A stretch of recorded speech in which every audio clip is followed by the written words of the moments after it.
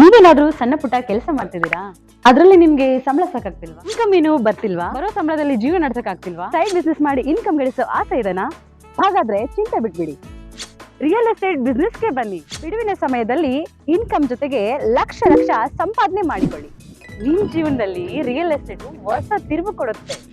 Real estate ಉದ್ಯಮದಲ್ಲಿ ಹೆಸರುವಾಸಿಯಾದ SR developer ಜೊತೆಗೆ ಕೈ ಜೋಡಿಸಿ. SR ಡೆವಲಪರ್ ಅವರು ಲೇಔಟ್ ನಿರ್ಮಾಣ ಮಾಡಿ ಸೈಟ್ ಸೆಲ್ಲಿಂಗ್ ಅಲ್ಲಿ ನಂಬರ್ 1 ಸರ್ವಿಸ್ ಕೊಡ್ತಾರೆ.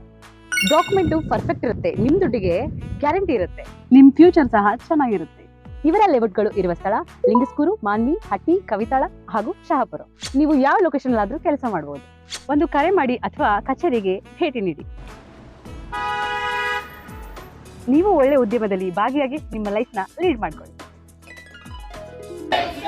ರಾಯಚೂರು ಜಿಲ್ಲಾ ಏಮ್ಸ್ ಹೋರಾಟ ಸಮಿತಿಗೆ, ರಾಯಚೂರು ಜಿಲ್ಲಾ ಏಮ್ಸ್ ಹೋರಾಟ ಸಮಿತಿಗೆ, ಏಮ್ಸ್ಗಾಗಿ ನಡೆಯುತ್ತಿರುವ 1000 ದಿನಗಳ ಹೋರಾಟಕ್ಕೆ, ರಾಯಚೂರಿಗೆ ಏಮ್ಸ್ ಹಿಡಿದು ಅನ್ಯಾಯ ಮಾಡುತ್ತಿರುವ ಕೇಂದ್ರ ಸರ್ಕಾರಕ್ಕೆ, ಅನ್ನ ನೀಡಿದ ರಾಯಚೂರಿಗೆ ಏಮ್ಸ್ ನೀಡದೆ ಅನ್ಯಾಯ ಮಾಡುತ್ತಿರುವ ಕೇಂದ್ರ ಸರ್ಕಾರಕ್ಕೆ. ನಮ್ಮ ಪ್ರಧಾನ ಸಂಚಾಲಕರು ಮಾತಾಡಿದ್ರು. ಈಗ ನಮ್ಮ ಮುಖ್ಯ ಅತಿಥಿಗಳಾಗಿ ಸೇರಿದಂತ ಈ ರಾಯಚೂರು ಮತ್ತು ಯಾದಗಿರಿ ಸಂಸದರ ಜಿ ಕುಮಾರ್ ನಾಯ್ಕ ಅವರು ಮಾತಾಡ್ತಾರೆ. ಇವತ್ತು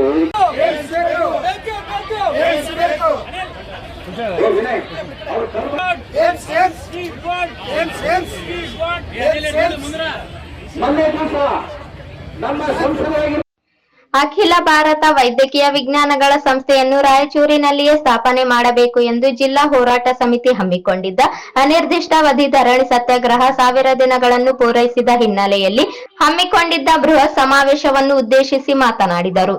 ಏಮ್ಸ್ ಆಸ್ಪತ್ರೆಯನ್ನು ರಾಜ್ಯಕ್ಕೆ ಕೊಡಿರಿ, ಅದನ್ನು ರಾಯಚೂರಿನಲ್ಲಿಯೇ ಸ್ಥಾಪಿಸುವ ಎನ್ನುವ ಬೇಡಿಕೆಗೆ ಕೇಂದ್ರ ಸರ್ಕಾರದಿಂದ ನಿರೀಕ್ಷಿತ ಮಟ್ಟದಲ್ಲಿ ಸ್ಪಂದನೆ ಸಿಗುತ್ತಿಲ್ಲ ಎಂದರು. ಕಲ್ಯಾಣ ಕರ್ನಾಟಕ ಎನ್ನುವ ಪ್ರಶ್ನೆ ಇಲ್ಲಿ ಜೀವಂತವಾಗಿ ಸ್ಟೇಜ್ ಮೇಲೆ ಇದೆ ಅಂತ ಹೇಳಲಿಕ್ಕೆ ಬಯಸ್ತಾ ಇದ್ದೇನೆ. ಅದು ಒಬ್ಬರಿಂದ ಕೇಳ್ತಾ ಇರುವಂತದ್ದು ರಾಯಚೂರಿಗೆ ಏಮ್ಸ್ ಬೇಕು ಅಂತೇಳಿ. ಆದ್ರೆ ಒಂದು ನಾವು ಅರ್ಥ ಮಾಡ್ಕೊಳ್ಬೇಕು, ಏಮ್ಸ್ ಅಂತ ಕೊಡುವಂತದ್ದು ಒಂದು ಜಿಲ್ಲೆಗೆ ಅಂತ ಕೊಡ್ತಾ ಇಲ್ಲ, ಒಂದು ಪ್ರದೇಶಕ್ಕೆ ಮತ್ತು ಒಂದು ರಾಜ್ಯಕ್ಕೆ ಅಂತ ಹೇಳಿ ಕೊಡ್ತಾ ಇದ್ದಾರೆ. ಎಲ್ಲಾ ದೊಡ್ಡ ರಾಜ್ಯಗಳಲ್ಲಿ ಏಮ್ಸ್ ಇದೆ, ಆದ್ರೆ ಒಂದೇ ಒಂದು ದೊಡ್ಡ ರಾಜ್ಯ ಇದೆ, ಅದಕ್ಕೆ ಏಮ್ಸ್ ಸಿಗದೇ ಇರುವಂತದ್ದು ರಾಜ್ಯ ಅಂತ ಹೇಳಿದ್ರೆ ಅದೇ ನಮ್ಮ ಕರ್ನಾಟಕ ರಾಜ್ಯ.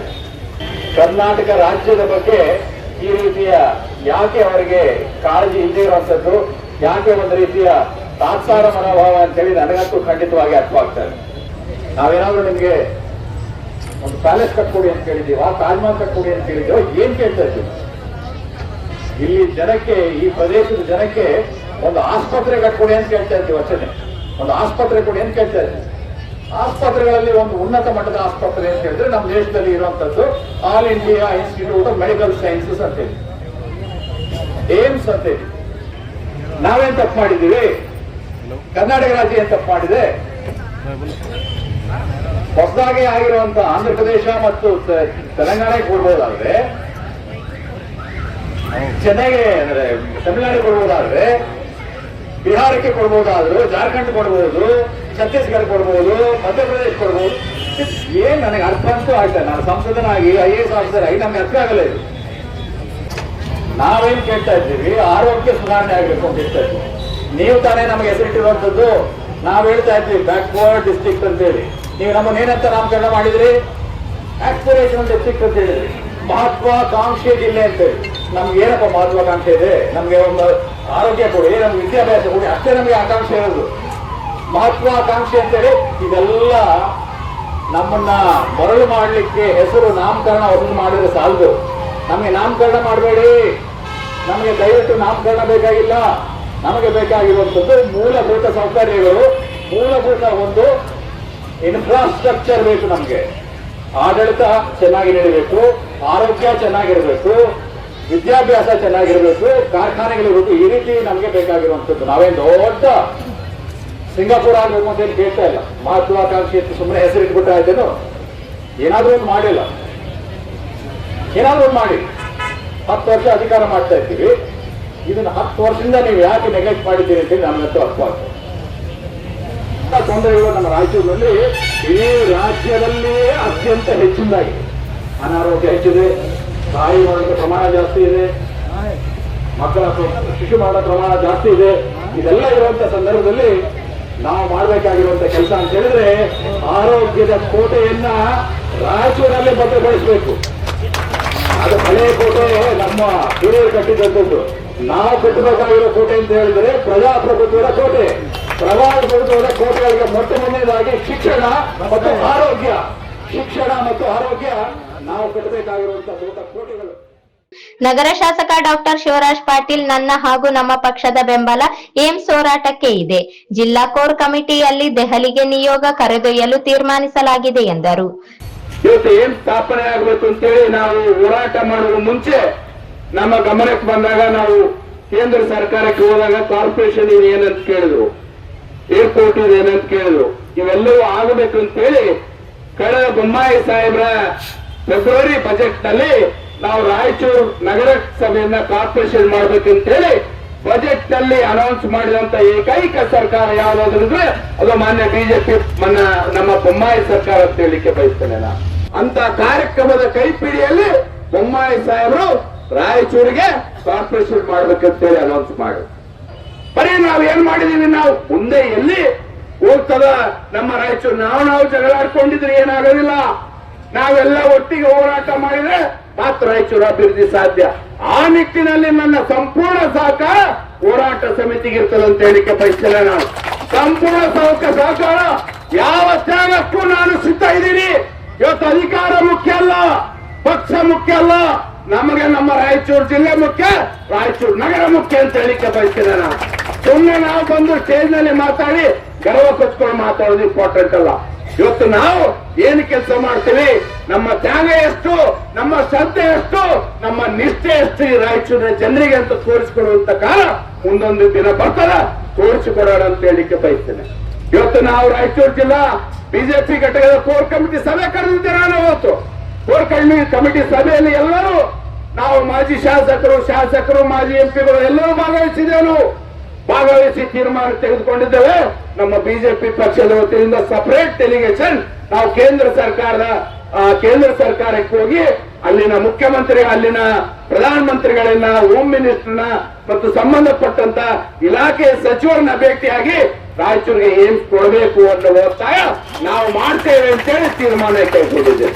ಇದ್ರ ಜೊತೆಗೆ ನಾನು ರವೀಂದ್ರ ಜಲ್ದಾರ್ ಮಾತನಾಡಿ ಏಮ್ಸ್ ಹೋರಾಟ ಸರಿ ದಿಕ್ಕಿನಲ್ಲಿ ನಡೆಯುತ್ತಿಲ್ಲ. ರಾಯಚೂರು ನಾಗರಿಕರ ಸ್ಪಂದನೆ ಹೋರಾಟಕ್ಕೆ ಸಿಗುತ್ತಿಲ್ಲ. ಹೀಗಾಗಿ ಹೋರಾಟವು ವಿದ್ಯಾರ್ಥಿಗಳನ್ನು ಅವಲಂಬಿಸಿದೆ ಎಂದು ಹೇಳಿದರು. ಬರೋದ ಕಾರಣ ಐಐಟಿ ಹೋರಾಟದಿಂದ.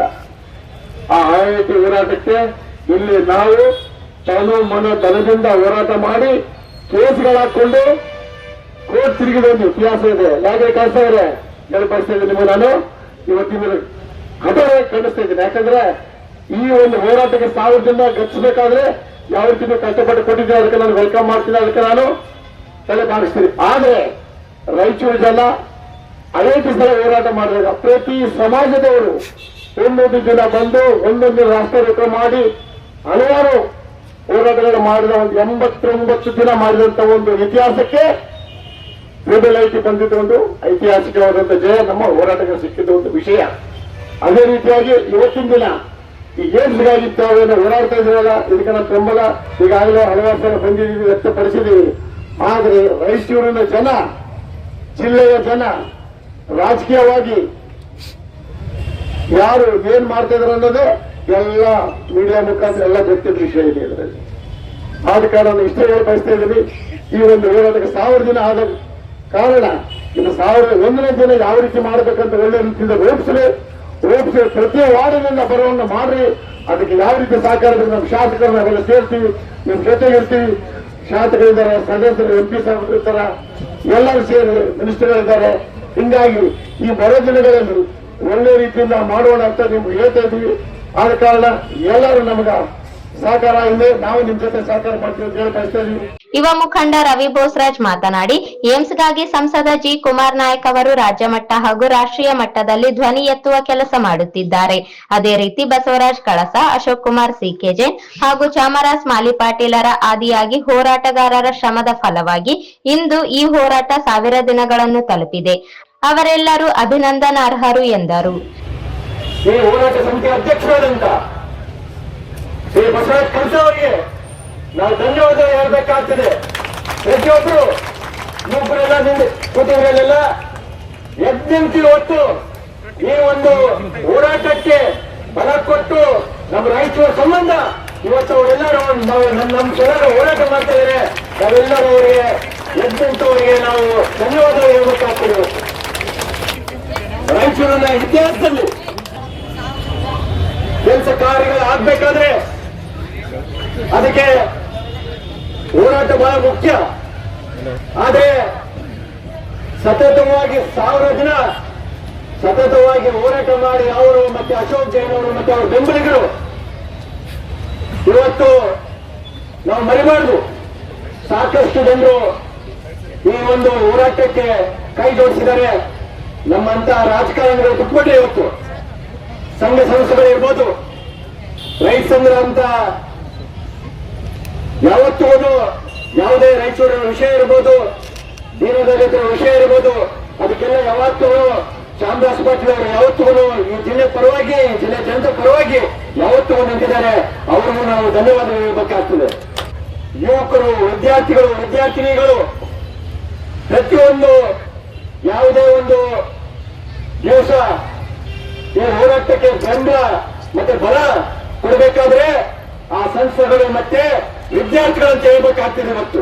ಹಾಗಾಗಿ ನಾನು ನಿಮ್ಮೆಲ್ಲರಿಗೂ ಪ್ರತಿಯೊಬ್ಬರಿಗೂ ನಿಮ್ಮೆಲ್ಲರಿಗೂ ಇವತ್ತು ನಾನು ನಮ್ಮ ಎಲ್ಲ ಒಂದು ಪ್ರಧಾನ ಸಂಚಾಲಕ ಬಸವರಾಜ್ ಕಳಸ, ಸಂಚಾಲಕ ಅಶೋಕ್ ಕುಮಾರ್ ಜೈನ್, ಕಲ್ಯಾಣ ಕರ್ನಾಟಕದ ಹೋರಾಟಗಾರರಾದ ಲಕ್ಷ್ಮಣ್ ದಸ್ತಿ, ಆರ್.ಕೆ. ಹುಡಗಿ ಸೇರಿದಂತೆ ಅನೇಕರು ಮಾತನಾಡಿದರು.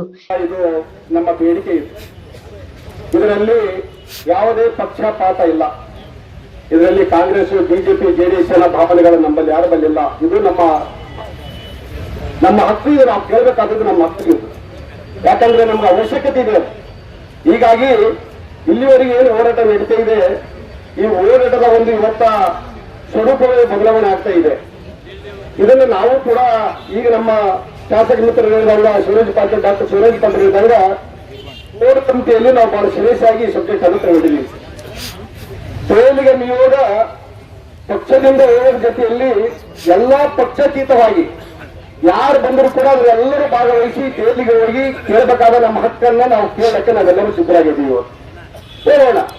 ಇವರು ನಮ್ಮ ಸಮಸ್ಯೆ ಇದೆ. ಇವತ್ತ ತೇಲಿ ಮಟ್ಟದಲ್ಲಿ ಹೋಗಿ ಸಂಬಂಧಪಟ್ಟಂತ ಅಲ್ಲಿ ನಮ್ಮ ಪ್ರಧಾನಮಂತ್ರಿಗಳು, ಈಗ ಹೇಳಿದಾಗ ಗೃಹ ಮಂತ್ರಿಗಳು, ಸಂಬಂಧಪಟ್ಟಂತ ಸಚಿವರುಗಳಲ್ಲಿ ಅನೇಕ ಅಲ್ಲಿ ನಮ್ಮ ಹೈಕಮಾಂಡ್ಗಳ ಲೀಡರ್ಗಳ ಮೇಲೆ ಒತ್ತಡ ಆಗ್ತಕ್ಕಂಥದ್ದು ಖಂಡಿತವಾಗಿ ನಾವು ಮಾಡಬೇಕಾಗಿದೆ. ನಾವು ಮಾಡ್ತೀವಿ, ಅದು ನಮ್ಮ ಕರ್ತವ್ಯ.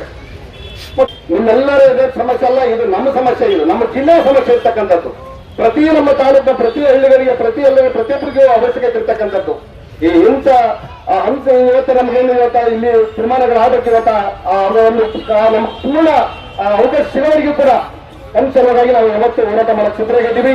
ಹೋರಾಟಗಾರರಿಗೆ ಯಾವತ್ತೂ ನಾವು ಬಲಗೈಯಾಗಿ ಯಾವತ್ತೂ ಇರ್ತೀವಿ, ನಿಮ್ಮ ಜೊತೆಯಲ್ಲಿ ಇರ್ತೀವಿ. ಹೋರಾಟ ಒಬ್ಬರಕ್ಕಲ್ಲ, ಇವರು ಪ್ರತಿಯೊಬ್ಬರ ಹಕ್ಕಾಗಿ ನಮ್ಮ ಜಿಲ್ಲೆಯಲ್ಲಿ ಇರ್ತಕ್ಕಂಥದ್ದನ್ನ ಖಂಡಿತವಾಗಿ ನಿಮ್ಮ ಬೆಂಬಲಕ್ಕೆ ನಾವು ಇರ್ತೀವಿ ಅಂತಕ್ಕಂಥ ಮಾತನ್ನು ಹೇಳಿ ಈ ಹೋರಾಟ ಬೆಳೆಸುವುದಕ್ಕೆ ನಮ್ಮ ರಾಯಚೂರಿನ ಹಿರಿಯ ರಾಜಕಾರಣಿಗಳಾಗಿರ್ತಕ್ಕಂಥ ಶ್ರೀ ಮತ್ತು ಸಂಘ ನೀರಾವರಿ ಸಚಿವರಾಗಿರ್ತಕ್ಕಂಥ ಶ್ರೀ ಎನ್.ಎಸ್. ಬೋಸರಾಜ್ ಅವರನ್ನ ನಾವು ಬಹಳಷ್ಟು ಗೌರವ ಒಂದು ಅಭಿನಂದನೆಯನ್ನು ನಾವು ಸಲ್ಲಿಸಬೇಕಾಗ್ತದೆ. ಇವತ್ತು ಏನಾದರೂ ಶಿಫಾರಸು ಪತ್ರಗಳು ತಗೋಬೇಕಾದ್ರೆ ಇವತ್ತು ಚುನಾವಣೆ ಪ್ರಣಾಳಿಕೆಯಲ್ಲಿ ಅದು ರಾಯಚೂರಿಗೆ ಏನು ಕೊಡಬೇಕಂತ ಶಿಫಾರಸು ಆಗಬೇಕಾದ್ರೆ ಅದಕ್ಕೆ ಶ್ರೀ ಎನ್.ಎಸ್. ಬೋಸರಾಜ್ ಅವರ ಕಾರಣ ತಂದ್ರೆ ತಪ್ಪಾಗಲಿಕ್ಕಿಲ್ಲ.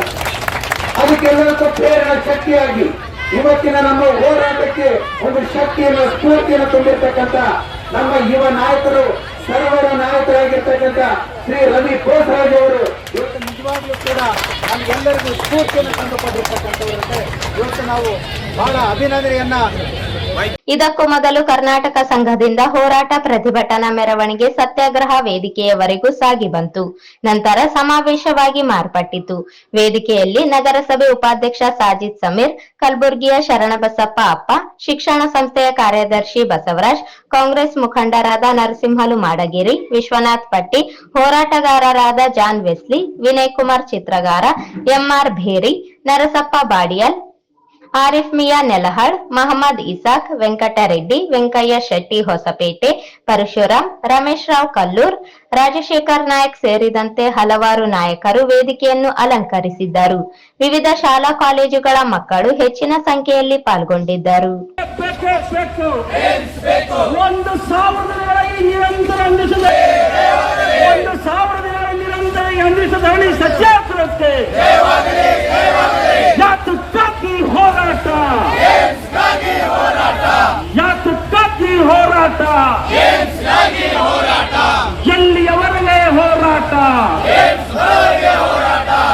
ಏನ್ ಅಂಗಡಿಯವ್ರು ನೋಡಕತ್ತೀರಪ್ಪ, ನೀವು ಸ್ವಯಂ ಪ್ರೇರಿತ ಬಂದ್ ಮಾಡ್ಕೊಂಡ್ ಬರ್ಬೇಕು. 1,000 ಹೋರಾಟ, ಅಂಗಡಿಯವ್ರು ಹೊರಗೆ ನಿಂತು ಏನ್ ಚಂದ ನೋಡ್ತೀರ ನೀವು. 1,000 ದಿನ ಈ ಹೋರಾಟ, ಏಮ್ಸ್ ಹೋರಾಟ, ರಾಯಚೂರಿಗೆ ಏಮ್ಸ್ ಆಸ್ಪತ್ರೆ ಬೇಕಂತ ನಾವು ಕೂತ್ರೆ ನೀವು ನಿಂತ್ಕೊಂಡು ನೋಡ್ತೀರಲ್ಲಪ್ಪ. ನಮಗೆ ಬಂದು ಯಾವಾಗ ಬೆಂಬಲ ಕೊಡ್ಬೇಕು. ಸತ್ಯಾಗ್ರಹಕ್ಕೆ ಎಲ್ಲಿಗೆ ಬೇಕು.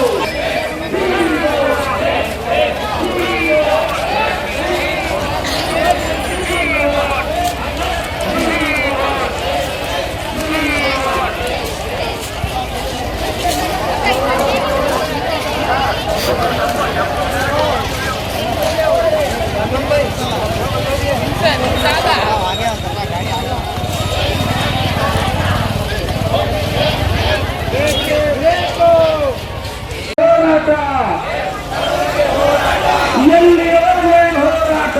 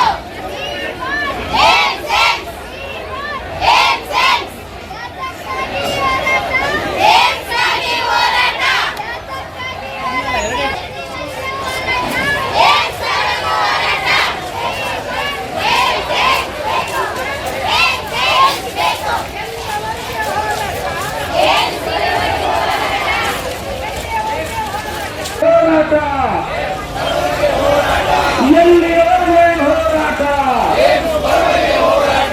ಎಲ್ಲಿಯವರೆಗೆ ಹೋರಾಟ.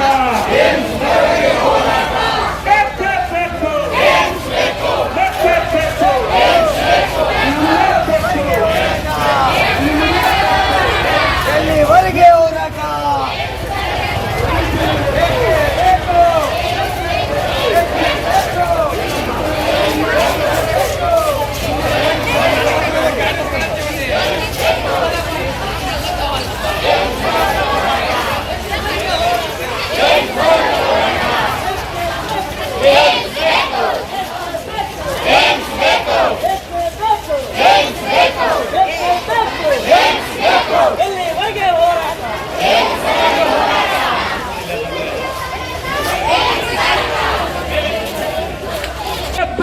ಬೇಕು. 1,000 ದಿನಗಳಲ್ಲಿ ನಿರಂತರ 1,000 ದಿನಗಳಲ್ಲಿ ನಿರಂತರ ಯಂತ್ರಿಸದವಳಿ ಸತ್ಯಾಗ್ರಹಕ್ಕೆ ಯಾತಕ್ಕಾಗಿ ಹೋರಾಟ, ಯಾತಕ್ಕಾಗಿ ಹೋರಾಟ, ಎಲ್ಲಿಯವರೆಗೆ ಹೋರಾಟ. ಏನ್ ಅಂಗಡಿಯವ್ರು ನೋಡಕತ್ತೀರಪ್ಪ, ನೀವು ಸ್ವಯಂ ಪ್ರೇರಿತ ಬಂದ್ ಮಾಡ್ಕೊಂಡ್ ಬರ್ಬೇಕು. 1,000 ಹೋರಾಟ, ಅಂಗಡಿಯವ್ರು ಹೊರಗೆ ನಿಂತು ಏನ್ ಚಂದ ನೋಡ್ತೀರ ನೀವು. 1,000 ದಿನ ಈ ಹೋರಾಟ, ಏಮ್ಸ್ ಹೋರಾಟ, ರಾಯಚೂರಿಗೆ ಏಮ್ಸ್ ಆಸ್ಪತ್ರೆ ಬೇಕಂತ ನಾವು ಕೂತ್ರೆ ನೀವು ನಿಂತ್ಕೊಂಡು ನೋಡ್ತೀರಲ್ಲಪ್ಪ. ನಮಗೆ ಬಂದು ಯಾವಾಗ ಬೆಂಬಲ ಕೊಡ್ಬೇಕು.